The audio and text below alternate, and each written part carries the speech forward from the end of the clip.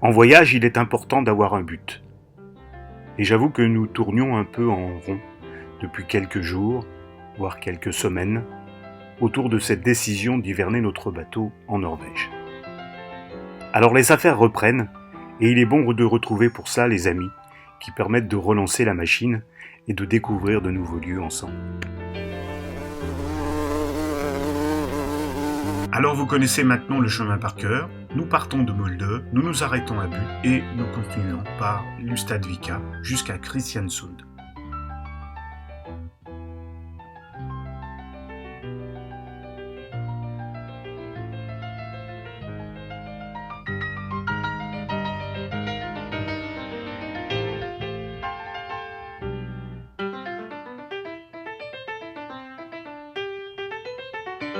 Le moral revient avec le beau temps.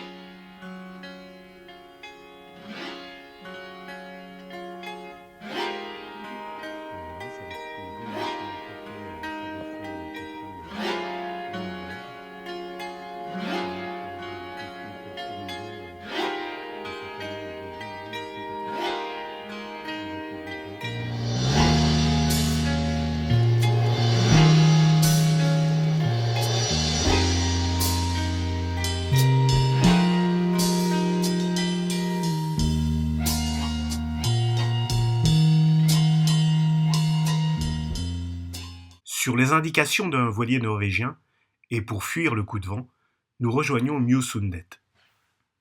Et voilà, nous arrivons à la sortie de Kristiansund. C'est toujours aussi beau. Le temps se gâte, mais c'est calme dans les fjords pour l'instant. Et on en profite pour remonter l'un d'eux. On se remet dans cette immensité, cet aspect écrasant des montagnes au ras de l'eau. Avec les tout petits bateaux, on se sent minuscule. Et on va remonter tout au bout du fjord pour être à l'abri de la tempête qui s'annonce. Non, vidéo.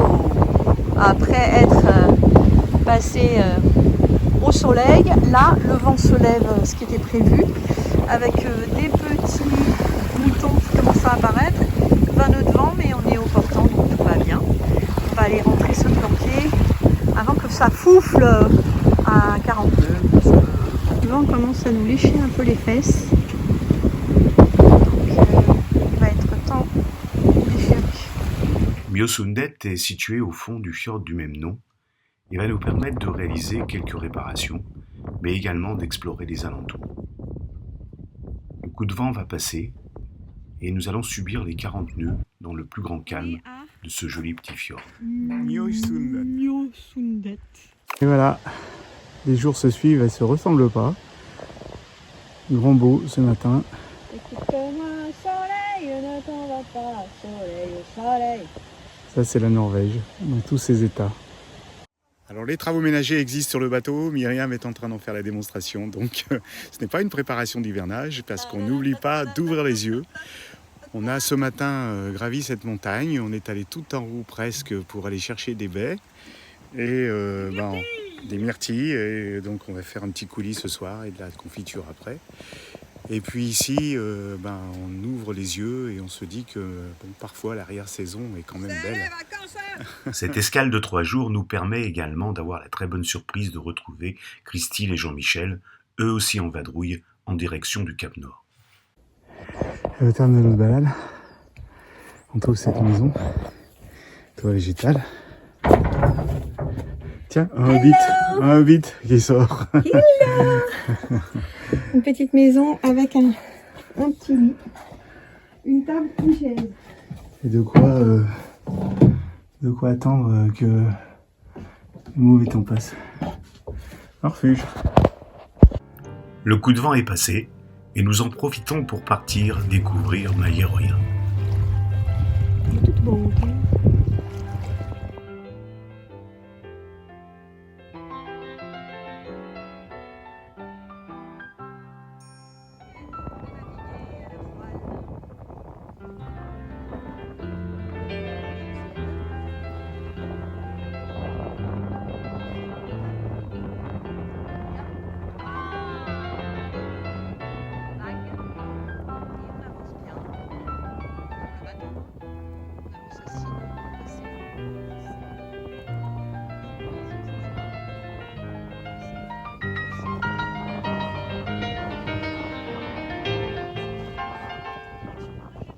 Mailleroya est une île très active en été. Il existe de nombreuses scènes où peuvent se produire les festivals de théâtre ou des festivals de musique. Mais nous sommes hors saison et nous pouvons profiter pleinement de cette île totalement vide pour sa beauté naturelle.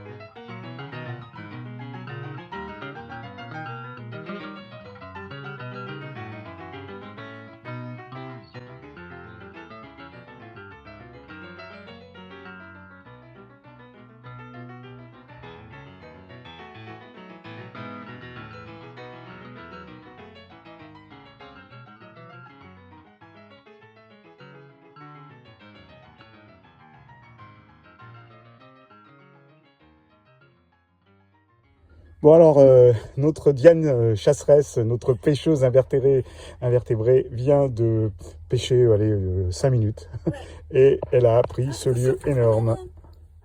Toujours pour rejoindre Hitra, nous empruntons la route des fjords et nous arrêtons à Kongsvoll. Hello l'étranger, enlève ton frein à main. Et on avance.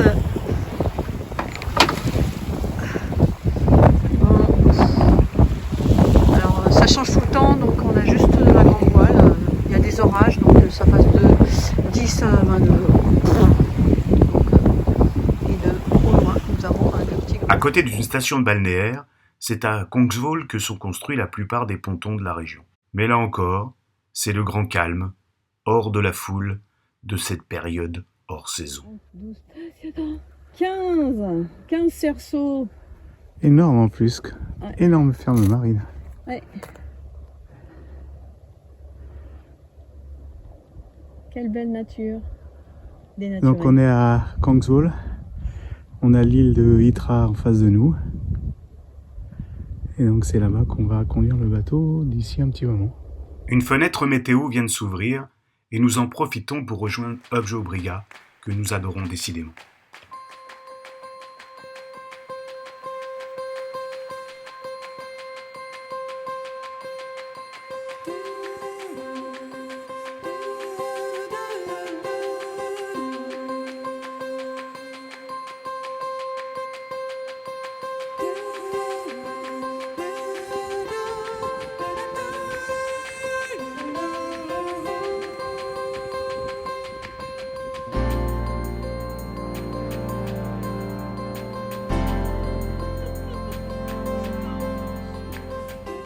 bien quand il y a du soleil, hein. Ah ouais, ça change la vie. Et puis là, il y a du vent. On marche à 5 nœuds rien qu'avec la grande voile, donc ça va bien. Et pas de vent, pas de mer. Si, du vent, mais pas de mer.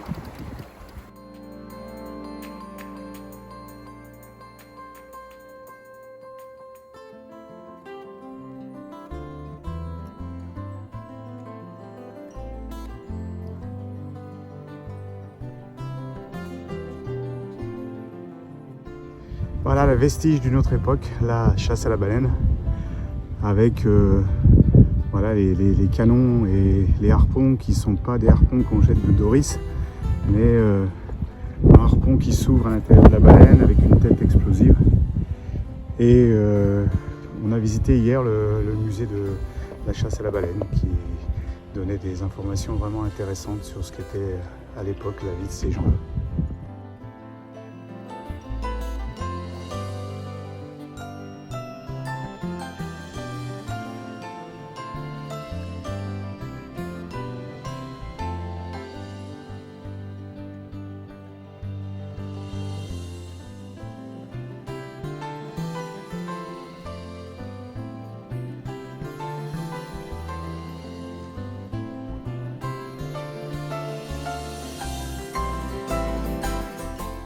Alors voici la pêche du jour, un peu différente de d'habitude. Donc on a, dans notre casier, il y avait plein de bulots qu'on jetait parce qu'on avait un ou deux. Et là, il y en a plein. Donc on va se faire une fricassée de bulots.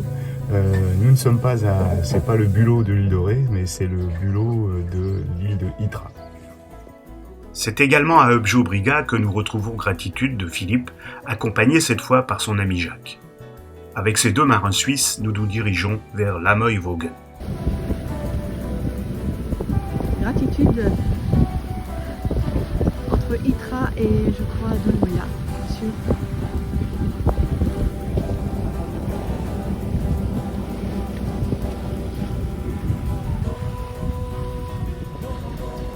Attrapé par Gratitude au vent de Hitra.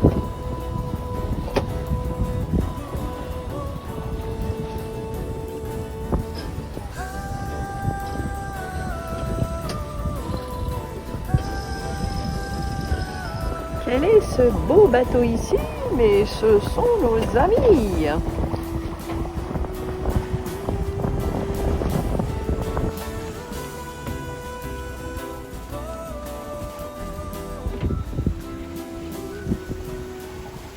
Lamoille-Voggen se présente comme un atoll avec une toute petite passe pour y entrer et un lagon dans lequel notre dériveur intégral se permet tout en s'approchant très près de la côte.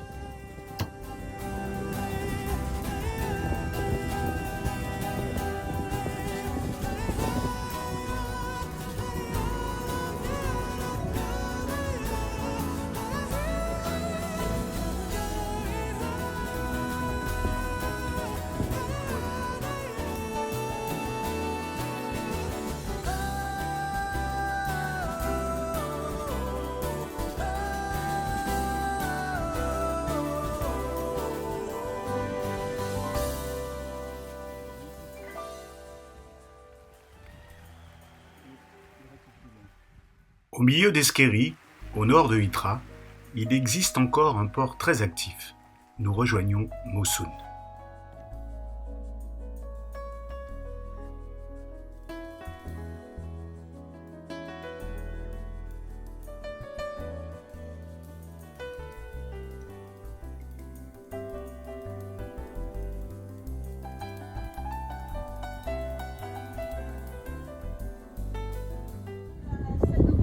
Bah c'est ça, voilà. Ouais.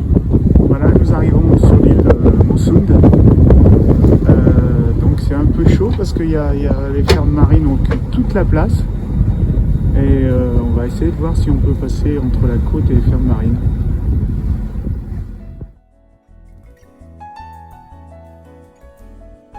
Et voilà les deux seuls bateaux dans Mossund.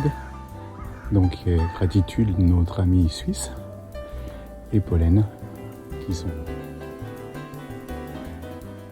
Voilà à quoi ressemble la cabine d'un bateau de pêche norvégien. Et donc Il s'agit alors de Rustjenta, bateau qui est là en démonstration des activités nautiques, de la pêche, ici en Norvège. Et nous sommes toujours donc à Åsund. Donc comme on le voit, les maisons estivales ont été désertées. Nous sommes sans doute les seuls touristes à la ronde dans ce petit port de pêche, mais qui est recyclé touristique le soir.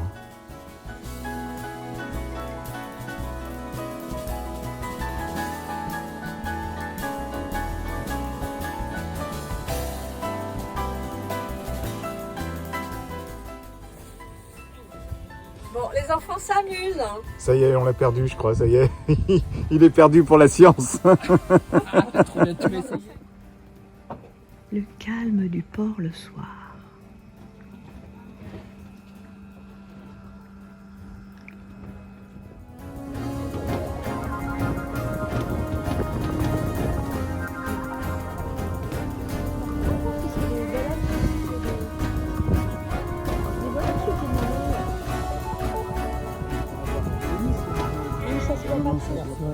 Bon voilà, Jacques a été adopté et Philippe aussi.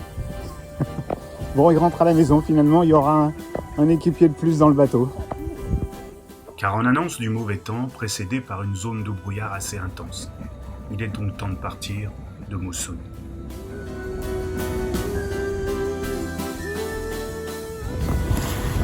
Et voilà, un peu de près, dans du vent, sympa, il y a 10 nœuds de vent, 12 nœuds de vent, et on avance bien, sympa, on marche à 5 de 7, et on a Gratitude devant, qui est parti avant nous, mais il va quand même un poil plus vite que nous. Ah oui, on a l'impression de foncer un peu dans un mur là, il vient vers nous d'ailleurs, et on voit plus Gratitude, plus du tout, s'il y a un petit point peut-être posé là-bas sur l'horizon. C'est dur pour le suivre.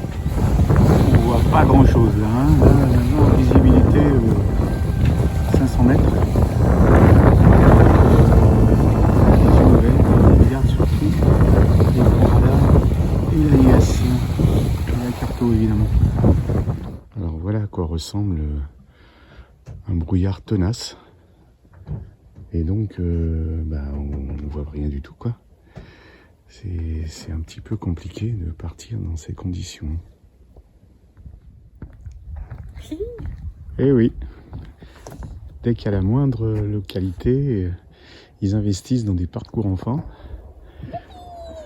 Je suppose que leurs impôts servent à ça. Et bien sûr, il y a une tondeuse Husqvarna qui fait le travail pour rendre cette pelouse magnifique. Car le brouillard s'est levé, il est l'heure pour nous de reprendre notre route vers notre hivernage. Alors faites-nous un beau départ les gars, hein. Vous êtes filmés. Nous quittons à regret Philippe et son ami Jacques, qui continuent leur voyage en attendant Catherine.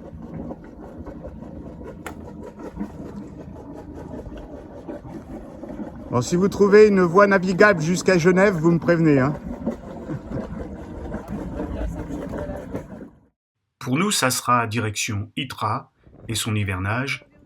Mais avant, nous disposons d'une magnifique journée pour commencer à préparer le bateau pour l'hivernage dans le petit port de Högjobrygga que décidément nous adorons. J'ai commencé à ranger un peu. Voilà. Direction Upio. Et non, vous ne vous trompez pas, nous sommes le même jour. Comme quoi, effectivement, en Norvège, le temps change très très vite. Voilà, petite brise, tranquille. Bon, là, il n'y a pas grand-chose, il y a 8 nœuds de vent. Mais on a tangonné et on est plein vent arrière pour aller le long de la côte nord de Hitra et aller visiter le chantier. Quand je filme, je peux pas... Ah bah oui, dommage. Il faut que je mette là. Non, sinon filme-moi avec ça.